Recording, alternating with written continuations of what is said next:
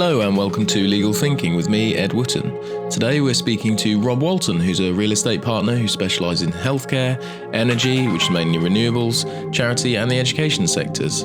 Today we're talking about ESG, why it's important, the pros and cons, starting an ESG policy and how it's incorporated into transactions such as buying, selling or refinancing. This was recorded with my former co-host, Liam Pape, who did the interview. But without further ado, let's roll tape.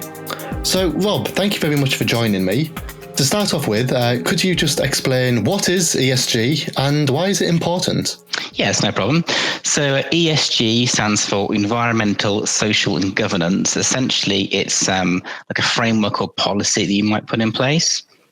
It's being used in all sorts of industries now, but given nature of the care industry in particular, it's something that's quickly being adopted and is now a really important focus. Its importance is its effect on the management, the residents and staff, as well as the wider public, its implications for publicity, reputation and investment.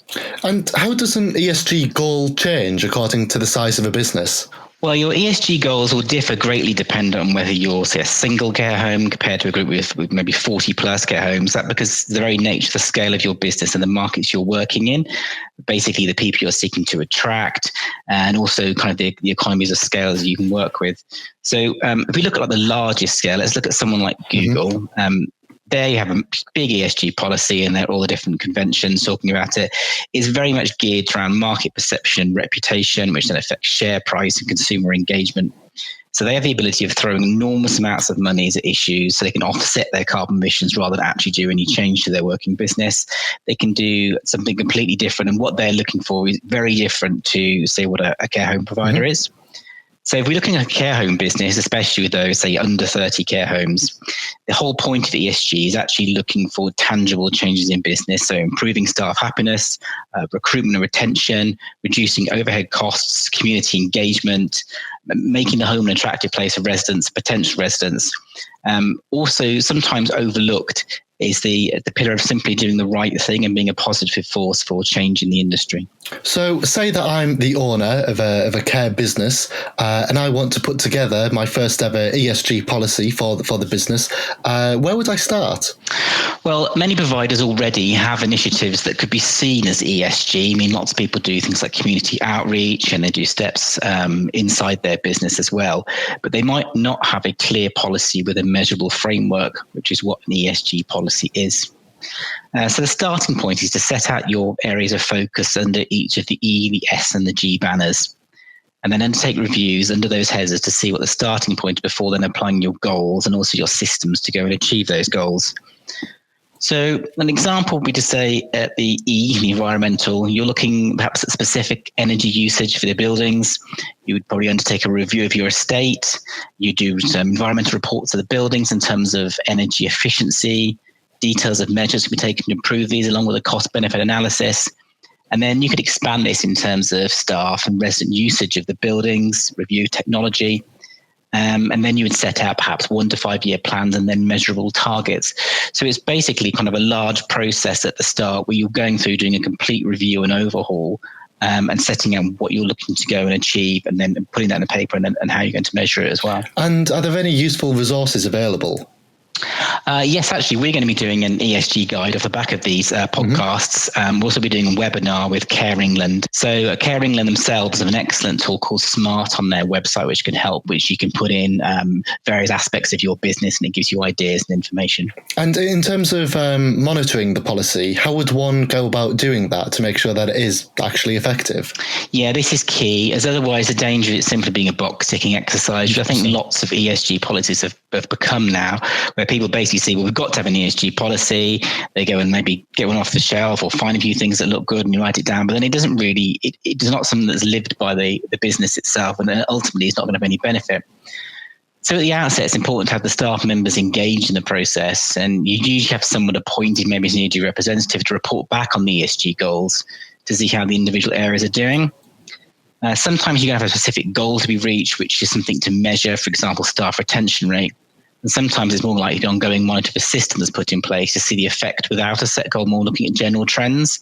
For example, let's say you introduce a piece of technology to go and save on waste. And what are some of the advantages and disadvantages of having an ESG policy?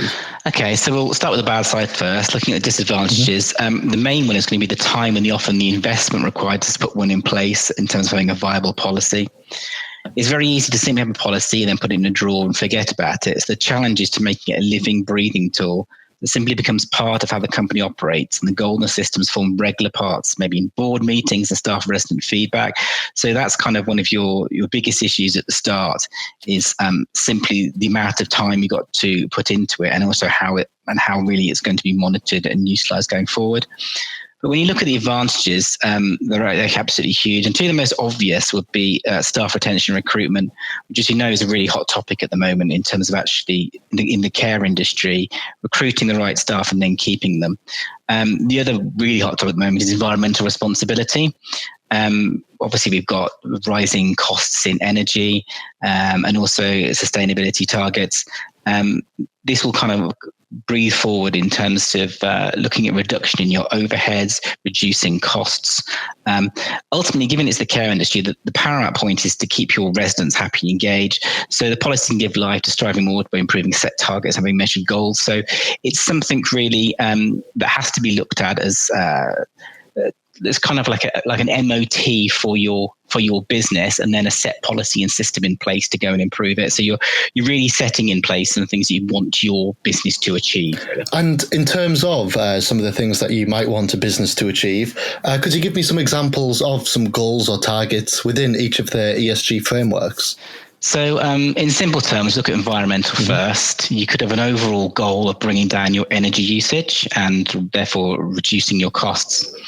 However, it's not as straightforward as that. As you see, you're going to be reliant on a number of systems being put in place in terms of energy usage by staff, maybe put smart meters in place, energy efficient lighting, etc. So sometimes an overarching goal can be too wide, and actually the systems being put in place are more important, as these need to be monitored to implement the change. So really what you want there is you're having an initial goal in something, and then you're having the systems that lie underneath it to go and achieve that goal. So if we look at now the social aspects, we just talked about staff retention. That could be your overall goal. Maybe you have a set percentage in terms of staff retention. Yet again, this is down to the systems that you put in place, such as perhaps increased well-being and welfare, training, improving your staff facilities. Again, it's monitoring them that's going to be the key to actually giving your overall goal. If we look at governance, then this could be having a robust framework in place in connection with data monitoring or internal quality assurance. Your overall goal there might be to increase resident satisfaction, and the system may be better tools to go and monitor this. Therefore, any ESG policy needs to have their overall goals aligned to functioning systems, and therefore the systems are the ones you need to go and monitor regularly and keep in place. And then the goals are really kind of your headline things which you're looking to go and achieve. And how can third parties assist in ESG goals? So your third parties tend to be partners in specific areas. So this could be technology companies. It could be an environmental company in terms of environmental reports of your property. It could be for renewable energy installation, for example. It could also be vetting agencies for staff for overseas organizations for overseas recruitment. A key part of this is ensuring the supply chains are vetted and match the goals set with your ESG policy. So really your third parties have kind of also got to be vetted. They've also got to be part of your ESG policy in terms of the type of companies that you're going to work with to go and achieve your goals. There's also member groups such as Care England, and I previously mentioned their SMART tool, but you've also got local care associations, which are very good sources of knowledge and collaboration with other care providers. For our part, for example, we've got this series of podcasts now. We're releasing an ESG guide. We've also got our HR Directors Network and Business Leaders Network. So basically anything we can go and collaborate with other people and discuss what they're doing and learn from a best practice is probably the easiest free way to go and get third-party help. And finally, my final question is, how is ESG incorporated in transactions such as buying, selling or refinancing? Yes, there's two parts to this. The first is through the provider's own due diligence process, and the second is going to be there's a refinancing or element of lending in place, the lender's requirement. As ESG is such a hot topic when selling, it's important to demonstrate that a framework is in place. This is something that's not only attractive to a potential buyer, it's also going to be important to the financer. So your lenders are increasingly requiring ESG to be focused on from simple aspects such as your energy efficiency rating of building to actually looking at supply chains and how things are set out. This is also apparent when new leases are granted, which you often get when you've got third-party providers coming in and maybe like a private equity. They're looking at green leases often, which is essentially clauses in leases which demonstrate the firm ESG credentials by requiring certain actions to either be carried out or certain actions not to be carried out. Looking at when you come to buying, then during the DD process, due diligence, all aspects of ESG should be investigated. As not only is it pertinent to financing, it's also got benefits outlined at the start of this podcast, for example, staff well-being and retention, profitability and future-proofing the buildings. So what your due diligence is going to be when you look at ESGs, you're going to see often places where you can go and improve the business. It gives you into a window in terms of increasing your profitability, what things are maybe failing or what things could be made better at a business you're acquiring. So really that's kind of your opportunity to go and see right at the start through due diligence what steps you can take to increase the profitability and the well-being of the residents in the property. Rob Walton, thank you very much for your time. Thank you. Thank you very much for listening to this episode of Legal Thinking. If you would like to find out more about ESG in the health and social care sector, as part of this podcast series, we're recording a bunch of different episodes about different issues within the sector. Please visit rwkgoodman.com/HSC ESG podcast, all one word. Thank you very much for listening.